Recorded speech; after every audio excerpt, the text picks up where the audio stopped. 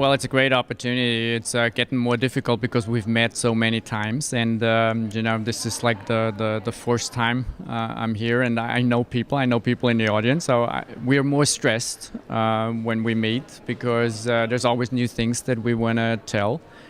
But it's always a great organization, and what Giorgio puts up and the team puts up is fantastic. What's nice about it is that there's so many people from different countries, and that was from the very beginning on. I remember the first one where it was an amazing atmosphere just because you would sit in the audience and somebody from Belgium or Norway would present the work, and you would sit there and say, these people are doing what I'm doing. And I didn't know because, we don't speak the same language, especially in Europe.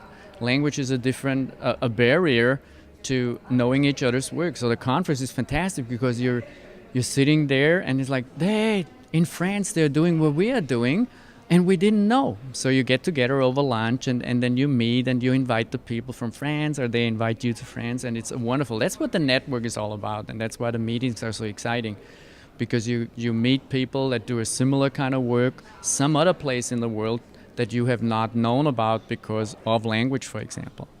Well, humor can be a facilitator in a process that usually is very heavy and very difficult because it's about illnesses and symptoms and problems and suffering, a lot of suffering. So when we can bring in some humor at the right point, then the situation in the therapy session loosens up, but it also helps clients develop their own potential and be more aware of the creativity that they have.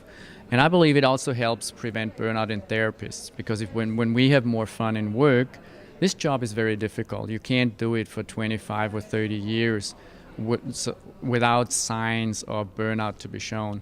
So when you have fun in your work, you can make sure that you stay curious for the next clients and you're always interested in what the problem is, no matter if it's a relapse or something.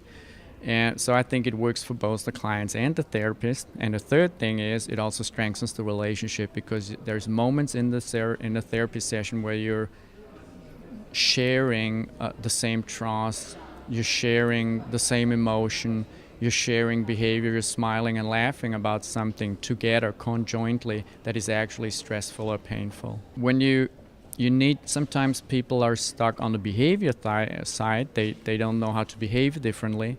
But sometimes behaving differently is not possible because you're seeing the world in a certain point of view. So it restrains you from creating those new behavior or from trying out something different because you have a certain mindset.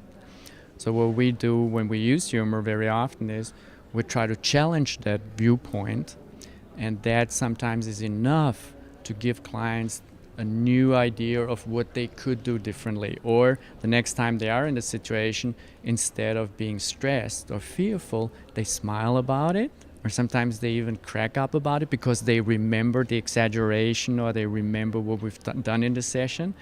And then the situation is different because the stress is a different one, and then very often that creates a different behavior also.